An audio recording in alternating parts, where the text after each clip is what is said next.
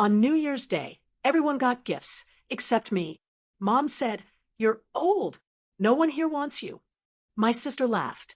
I stayed calm. I smiled and walked away. 2 days later, a mysterious gift appeared at their door. When they opened it, they panicked, and everything fell apart. Please subscribe to the channel and hit the bell icon so you never miss a moment like this. Your like and share can carry this story to someone who needs hope, healing, or strength today. Red Heart.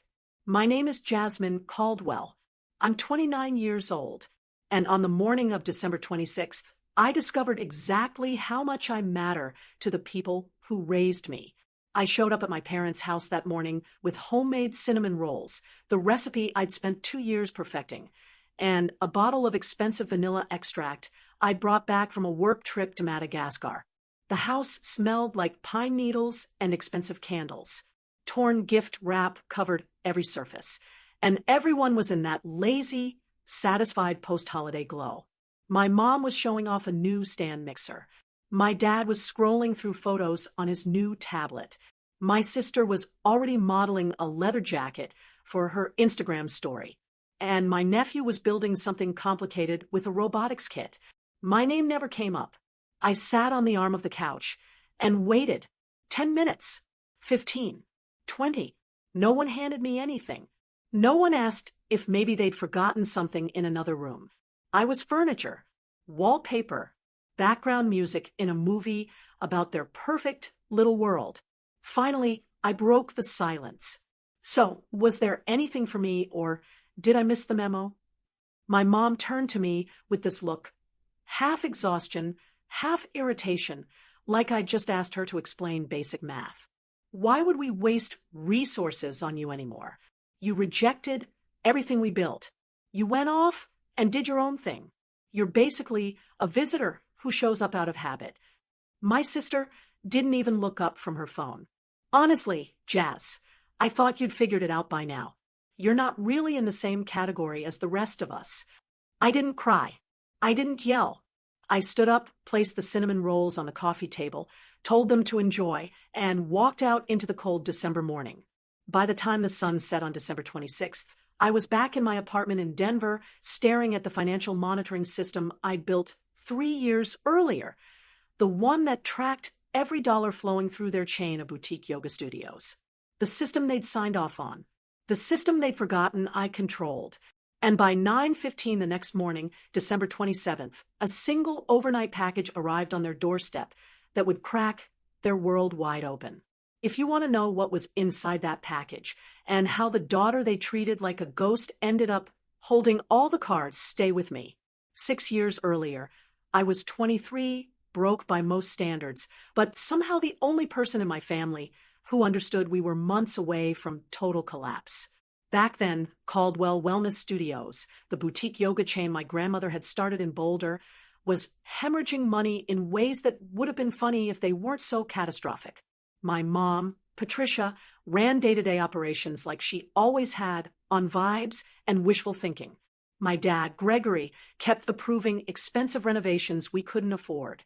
My older sister, Natasha, posted aesthetic content about wellness journeys and called herself the brand's creative director. I was the one who'd moved to Denver to study data science, the one who allegedly abandoned the family mission. I still remember the night I first looked at their books. I was sitting cross-legged on my studio apartment floor with cheap pad thai, staring at a spreadsheet that made my stomach drop. 2 locations were behind on lease payments. Instructor payroll was being juggled like a shell game. And the only strategy my parents had was hoping next quarter would somehow be different. I had just accepted my first real job, a junior data analyst position at a healthcare tech startup. It was the first time in my life I had 4 figures in my checking account that I didn't immediately owe to someone else. And instead of celebrating, I drove 90 minutes up to Boulder to have a conversation with my parents about numbers they didn't want to see. That night, I became the majority owner of Caldwell Wellness Studios. We sat around my grandmother's old dining table, and I laid it out as simply as I could. I would use my savings to cover the most urgent debts. In exchange, they would transfer controlling shares to me. I would build a custom management platform, one that would wire every class booking, every retail sale, every membership payment into a single centralized system. No more handwritten notes stuck to the front desk.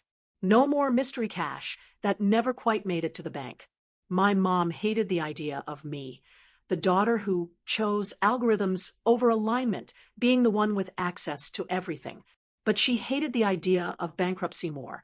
My dad signed because he assumed it was temporary.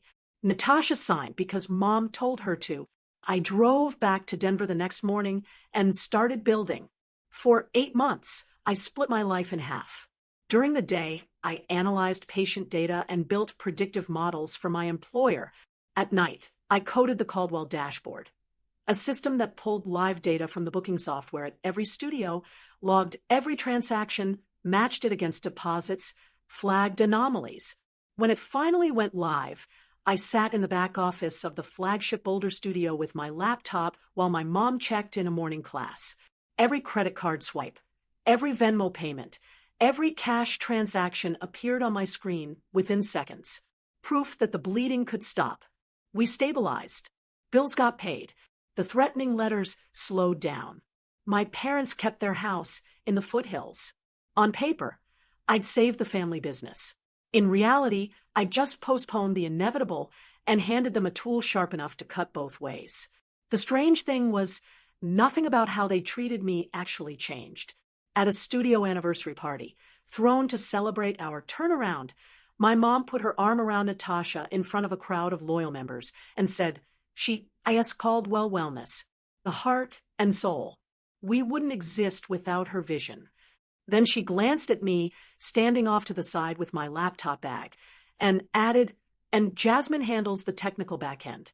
All the computer things." People nodded politely. I smiled, because I'd been doing this since I was 12, standing in the background while my sister took center stage. But now, I was the person in the background who owned 67% of the company and had a live feed of every dollar moving through it. For a while, I told myself that was enough. That saving them once meant I'd done my part. Then, on the night of December 26, 2025, sitting alone in my Denver apartment after walking out of that gift exchange, I opened the same dashboard I'd built to rescue them. And I saw something that didn't make sense. Gross revenue at each location was strong. Bank deposits were oddly low, and there was a pattern in the cash column, small, consistent gaps that had been there for months. Maybe longer. I scrolled back through the data. 6 months. A year. 18 months. Watching the gap widen, realizing my family hadn't just disrespected me. They'd been using the system I created to quietly siphon money, trusting that the girl who just did computer things would never notice, or never say anything. At 9:15 on the morning of December 27th, a plain cardboard box landed on my parents' front porch in Boulder, while I sat 90 miles away in my Denver apartment, watching a progress bar crawl across my screen.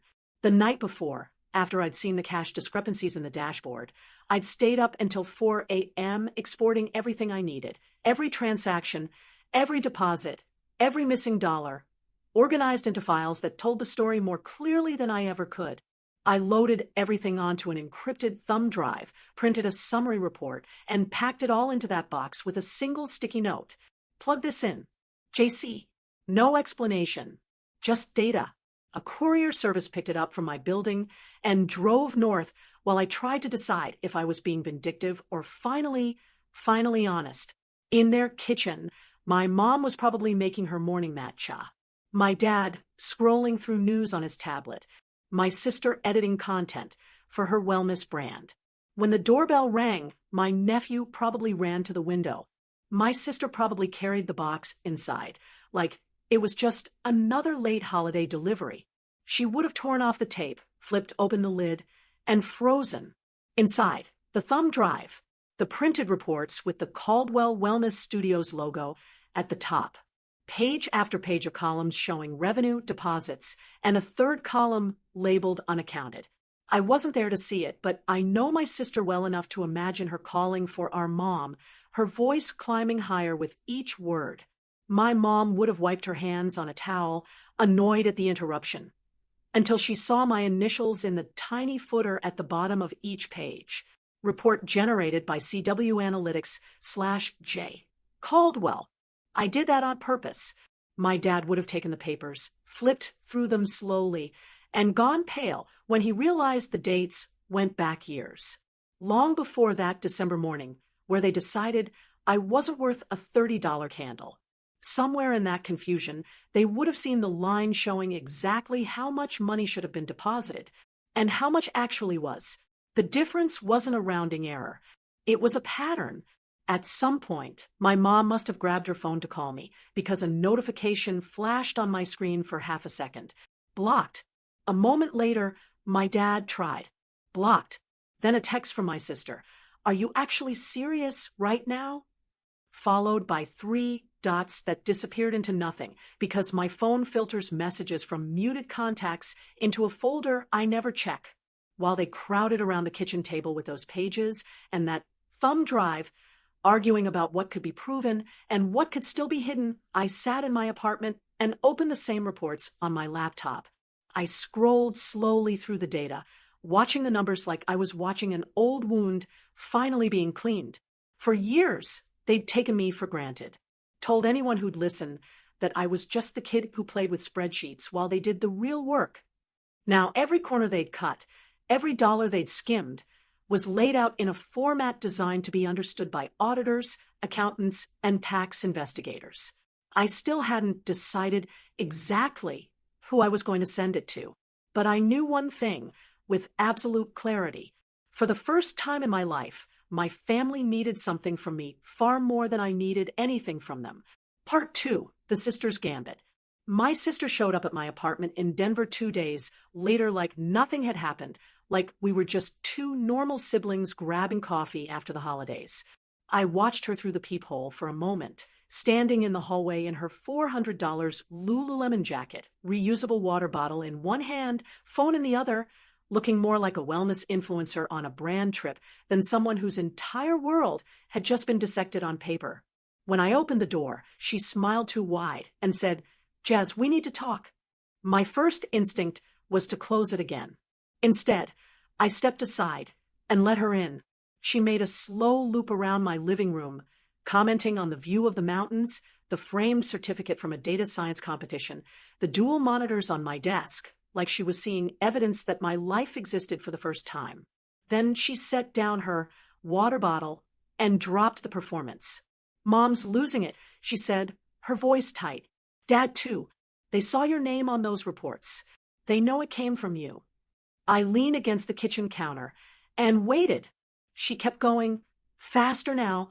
We thought you just helped with the loans back then. We didn't know you actually owned most of the company.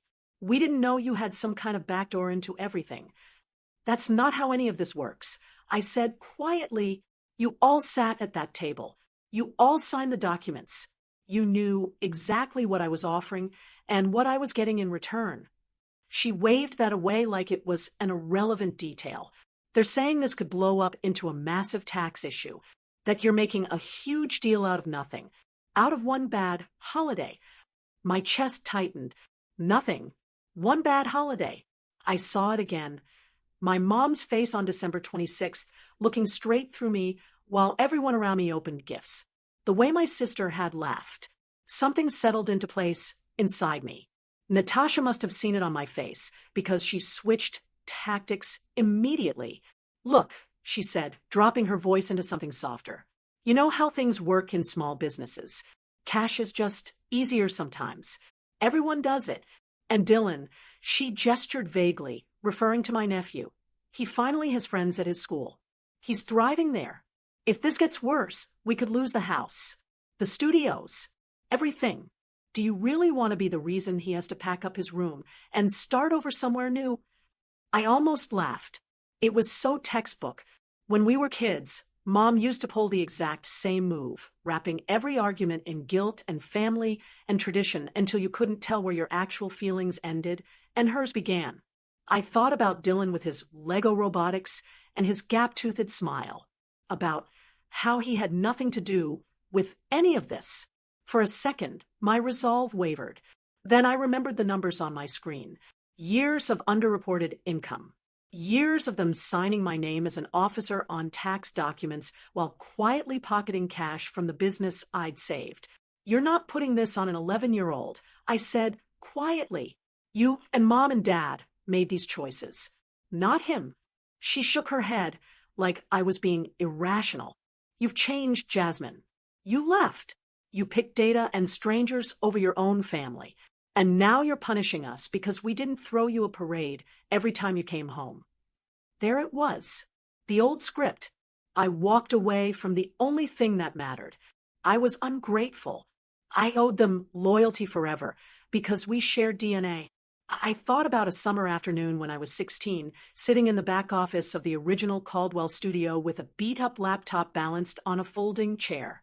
I'd stayed up all night teaching myself basic web design, proud of the simple booking page I'd built that could let clients reserve classes online. When I showed it to my mom, she laughed gently but loud enough for the front desk staff to hear, and told me to put it away before I scared off the regulars. People come here for human connection, sweetheart, not to stare at screens. Then she called Natasha up front and had her practice greeting clients and selling retail products, while I pretended to be busy with Summer reading in the back. I didn't understand it then, but that afternoon set the tone for the next decade. She was the face. I was the background. And now the background had receipts. I straightened up and looked my sister in the eye. I'm not doing this to you, I said. I'm done covering for decisions I didn't make. If there's nothing to hide, the numbers will match. She opened her mouth, closed it again, grabbed her water bottle. This isn't you, she muttered on her way to the door. You used to be the one person I could count on to put family first. I let that hang in the air for a moment before answering. Maybe putting family first is what got me into this situation. After she left, the silence in my apartment felt heavier than the night before.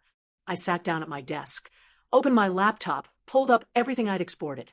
The reports, the transaction logs, the email threads where my parents casually mentioned pulling a little extra this week for personal expenses. My name on the corporate documents that said I was legally responsible if things went wrong. I pulled up the contact information for a business attorney in Denver, someone a coworker had recommended months earlier when we were joking about worst-case scenarios.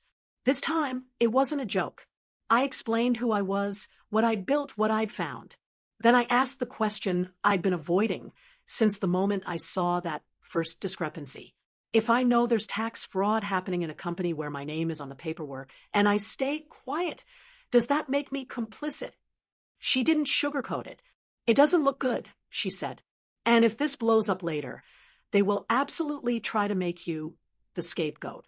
She walked me through my options, including one I'd heard about but never seriously considered.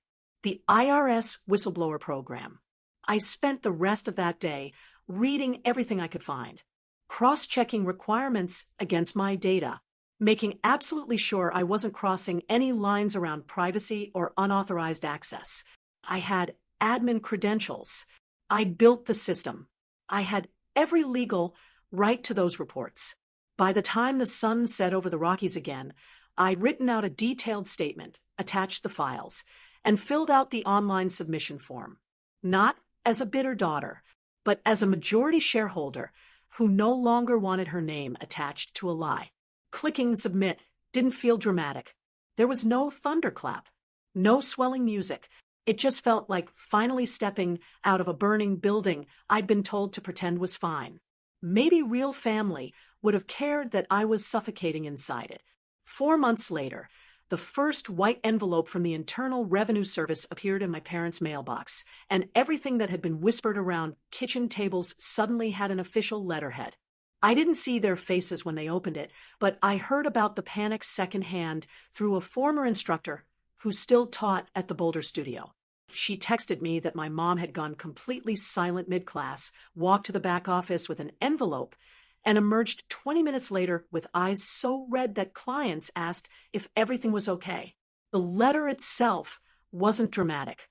It was a standard audit notice, the kind that says the IRS would like to take a closer look at a few years of tax returns for a business whose reported revenue doesn't quite match its apparent financial activity. For a normal company with clean books, it would have been stressful but manageable. For Caldwell Wellness Studios, with its carefully hidden pile of unreported cash and a majority shareholder who just filed a whistleblower complaint, it was a lit fuse. My parents did exactly what I expected. They hired a tax attorney from Boulder, someone local, someone who played golf with Dad, and tried to build a narrative where the gaps were all innocent mistakes. There was talk of informal instructor bonuses, off-book retail samples given to loyal clients, small operational expenses paid in cash, and never properly recorded. The plan, from what I pieced together through scattered texts and overheard phone calls, was simple: blame disorganized record-keeping, use enough emotional language about small family business struggles, and hope the IRS would settle for a penalty and move on. My name came up when the attorney asked who designed their financial system. That's when it stopped being a private family issue and became something I couldn't ignore.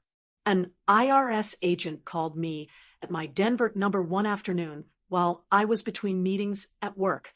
She introduced herself, confirmed my role as majority shareholder and system architect, and asked if I'd be willing to answer some questions about how the Caldwell dashboard functioned. I closed my office door, sat down, and said yes. We scheduled a video conference for the following week. 7 days later, I found myself on a video call with 3 people who had defined my entire childhood. My parents sat at the dining room table in Boulder, the same one where I'd signed away my savings to save them. My sister sat beside them. That same chandelier hung overhead, the one that had been there for every birthday, every holiday, every argument we'd ever had. On the other side of the screen, the IRS agent, her supervisor, and the tax attorney my parents had hired. I was in a small conference room at my office, glass walls behind me, laptop angled, so I wouldn't have to look at my own reflection too closely. The agent started with routine questions. How long had I been a shareholder? When did I implement the management system? What level of access did I have? I answered carefully, but honestly. I explained that the booking software at each studio fed transaction data into a central database in real time, that every class registration, every retail purchase, every membership payment was logged with a timestamp and payment method, that the system automatically generated daily reconciliation reports comparing recorded sales to bank deposits. When the attorney tried to suggest that maybe the sync sometimes had technical issues or the logs were incomplete, I asked permission to share my screen. I pulled up a demo version of the dashboard using sanitized test data. I showed them the transaction trail, the reconciliation view, the error logs that would flag any failed sync or missing data. The agent watched quietly, taking notes. My parents just stared, like they were seeing what I'd actually built for the very first time. Once the technical basics were clear, the questions shifted. Had I ever discussed discrepancies between reported income and actual system data? Had I ever been asked to modify records or delete transactions? I answered that I'd noticed small irregularities in earlier years and brought them up in vague terms, only to be brushed off with jokes about cash being impossible to track perfectly. I said I'd never altered data myself, never edited logs or deleted anything, that the system was specifically designed to prevent silent changes without creating an audit trail. My mom chose that moment to break. She pressed her hand to her chest and said into the camera, her voice shaking, "We're just a family trying to keep a small business alive. We're not some corporation. Maybe we made mistakes, but we're not criminals." My dad added something about the pressure of keeping instructors paid, about rising lease costs, about how sometimes you take cash because you don't know when the next emergency will hit. My sister tried a different angle, suggesting that maybe the system itself was too complicated, that I'd built something none of them really understood, that perhaps some of the discrepancies were the result of my misconfiguration or unclear communication with their accountant. She was implying that this might be my fault. I sat there and let them talk. Eventually, the attorney glanced at me, silently asking if I wanted to respond. I took a breath and kept my voice level. "The system doesn't misplace cash," I said. "People do. The underreported amounts aren't random. They follow a consistent pattern, and that pattern always benefits the same individuals. The agent asked if I could provide export files supporting my statement. I told her I already had, and that she should find them attached to the whistleblower report I'd submitted months earlier. The silence that followed was the longest I can remember sharing with my parents. The attorney cleared his throat, realizing, perhaps for the first time, that I wasn't there to help repair their story. I was there to draw a clear line between myself and what they'd done. Part 3, The Reckoning. The weeks that followed were a blur of paperwork, subpoenas, and the kind of quiet, simmering tension that fills every silence when a family realizes the walls are closing in. The IRS requested bank statements going back 5 years, vendor invoices, lease agreements, instructor payment records, every receipt my parents could dig up from boxes in the garage. They cross-referenced my exports against what had actually been deposited into business accounts. Every time a gap appeared, another letter went out. Every time a letter went out, my parents tried to call me, until I blocked yet another number. While all of that was unfolding, my life in Denver took an unexpected turn upward. My manager pulled me into a meeting and told me that a white paper I'd co-authored about fraud detection in small business financial systems had been accepted for presentation at a major analytics conference in Austin. They wanted me to present the case study, anonymized, of course, based on patterns I'd identified in the Caldwell data. I booked a flight, wrote a presentation about how technology can protect both owners and employees when used with transparency instead of as a tool for exploitation. I tried not to think about the irony of using the wreckage of my own family as a professional success story. On the day I stood on a hotel conference stage in Austin, explaining to a room full of business analysts how unreported cash can hide in plain sight when systems aren't properly audited, my phone buzzed with a voicemail. I didn't listen to it until late that night, back in my hotel room. It was from a family friend, someone who still worked front desk at the Boulder studio. Her voice was shaking.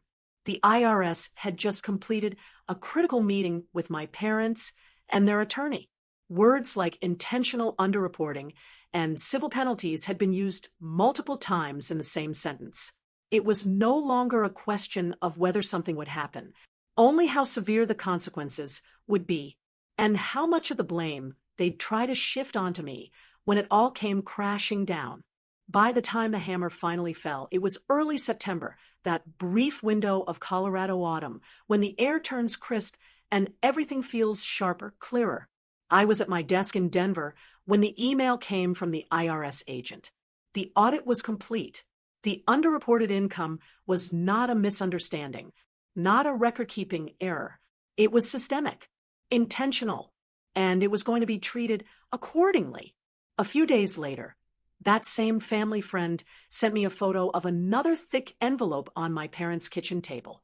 Inside was the official determination, years of back taxes owed, civil penalties, interest that had been silently compounding while they pretended everything was fine. The total was more than Caldwell Wellness Studios could absorb, even in a good year. And this was not a good year. Clients had been drifting away for months, spooked by whispers and uncomfortable tension at the front desk. The vibe that used to define the brand, calm, welcoming, authentic, had curdled into something awkward and strained. My parents tried to hold it together at first. They called emergency family meetings that I was never invited to.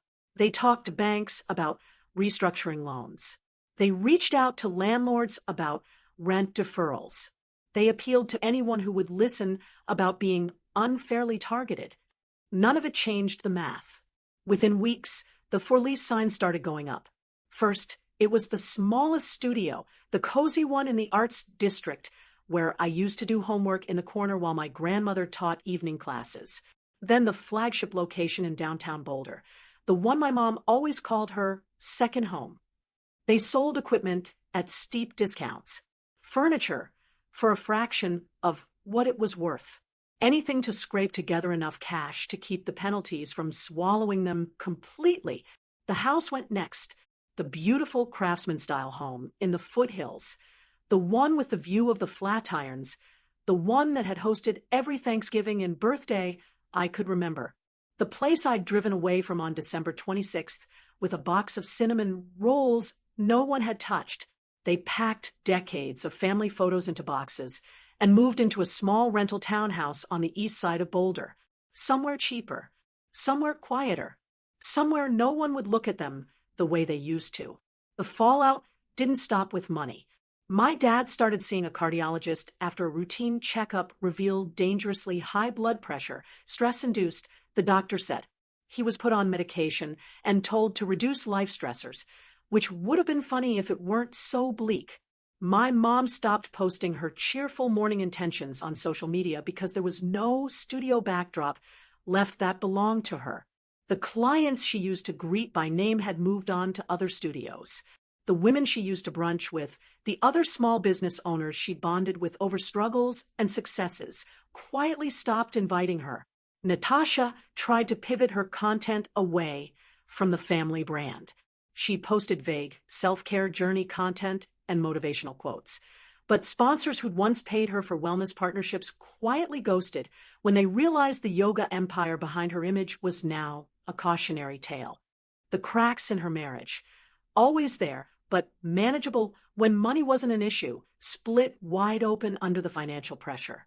Her husband, Marcus, resented being dragged into a mess he hadn't created. She resented that he wouldn't just stay positive and believe everything would magically fix itself. Within 6 months, they separated. Within 8, they were divorced. Dylan went from a large bedroom in a good school district to a smaller townhouse and a different school where nobody knew his last name or asked what his family did. Somewhere in the middle of all that chaos, my parents made one last attempt to rewrite the narrative.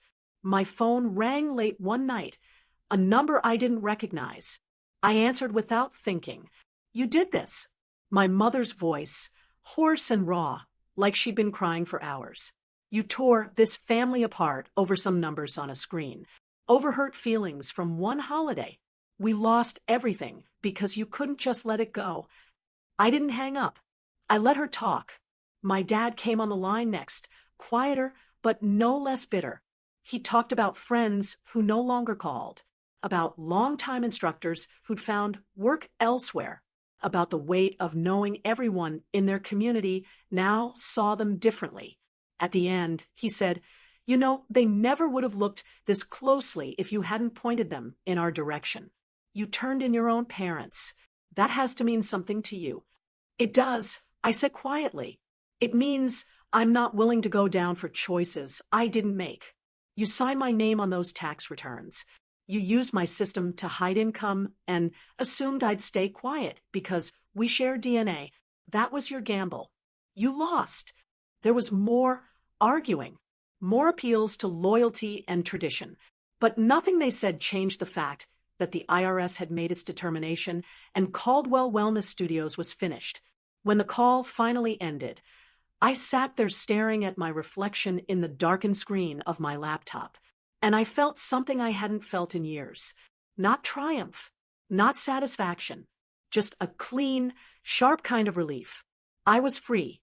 Shortly after the last studio location was sold, I received paperwork finalizing the transfer of my remaining shares to the buyer, a regional wellness company that had purchased the brand name and 2 of the better-performing leases. I signed everything electronically, watched my ownership percentage drop to 0, and saw the wire transfer hit my account 3 days later. It wasn't a fortune, not after debts and penalties were deducted, but it was enough. Enough for a down payment on a small house near Sloan's Lake in Denver, a place with big windows and a spare bedroom I could turn into a proper office. Enough to rebuild the emergency savings I'd drained 6 years earlier to rescue them. I moved into that house on a Saturday in late October, carrying boxes of books and tech equipment, and the same laptop I'd used to build the system that changed everything. I set up my desk facing the lake and opened a blank document titled Next. Officially, I was still a senior data analyst at my healthcare tech company. Unofficially, I'd started sketching plans for my own product, a financial transparency tool designed to help small business owners spot exactly the kind of fraud and negligence my parents had wrapped in the language of family survival. There was a certain poetry to that. They'd use my skills to cheat the system. I was going to use those same skills to help other people keep their operations honest. Months later, as winter settled back into Colorado, I was walking through downtown Denver when I passed one of the old Caldwell Wellness locations. The sign had been replaced, the branding redesigned. The staff all knew. No one recognized me. No one knew my last name had once been painted on the windows in elegant script.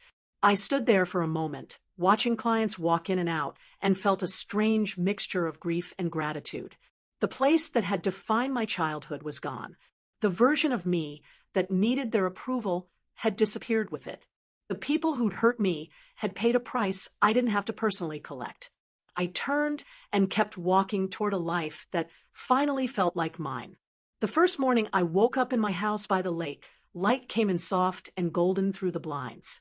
For a moment, I forgot everything that had happened. There was no smell of essential oils and yoga mats.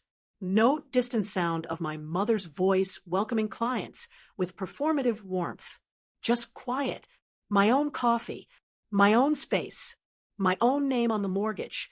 I made a pour-over with beans from a local roaster that had nothing to do with my family, carried it into my office, and opened my laptop. The Caldwell dashboard was gone from my bookmarks. In its place was a new project folder, the one I'd started the night I signed away my shares.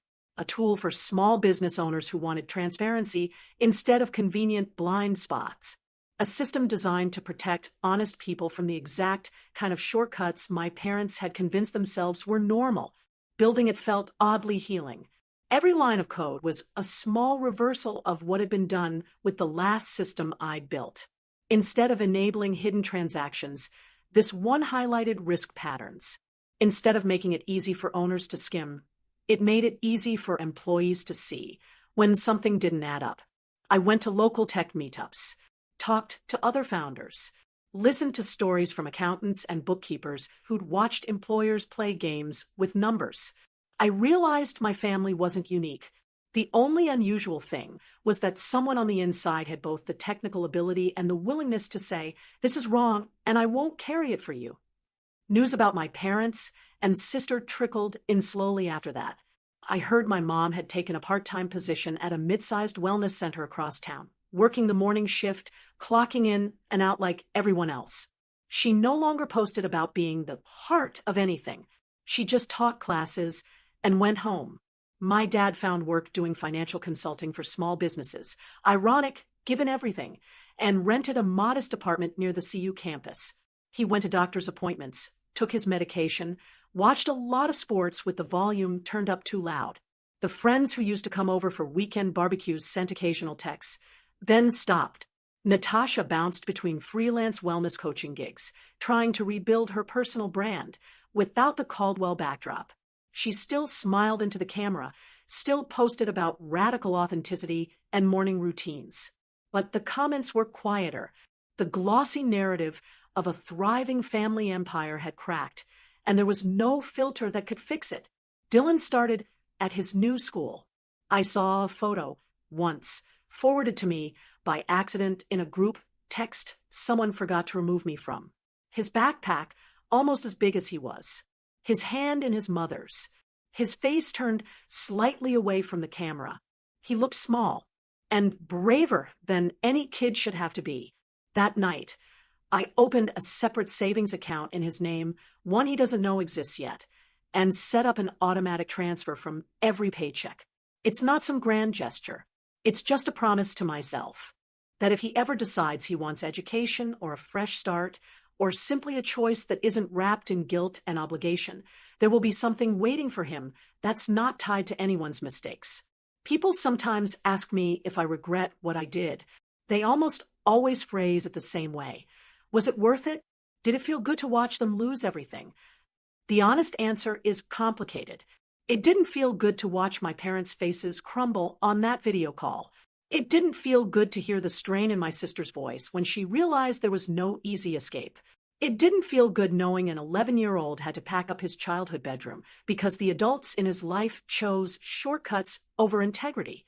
What did feel good was stepping out of a role I was never meant to play.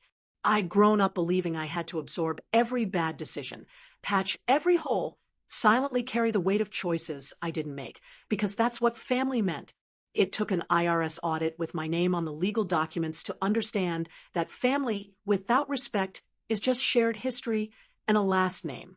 What I did wasn't revenge in the cinematic sense. I didn't slash tires or post exposés or try to destroy anyone's life out of spite. I told the truth to the only people who had the authority to act on it. And I refused to lie just because we share DNA. That was my revenge, choosing myself, choosing not to be the quiet, convenient scapegoat one more time. If there's a lesson in all of this, it's not that you should report your parents at the first sign of trouble. It's that loving someone doesn't mean helping them bury the damage they cause. It's that your skills, even the ones your family dismisses or mocks, have value far beyond their approval. And it's that protecting your own future isn't betrayal when the alternative is letting someone else drag you under with them. These days, my life is small in a way that feels peaceful. I write code. I walk around the lake.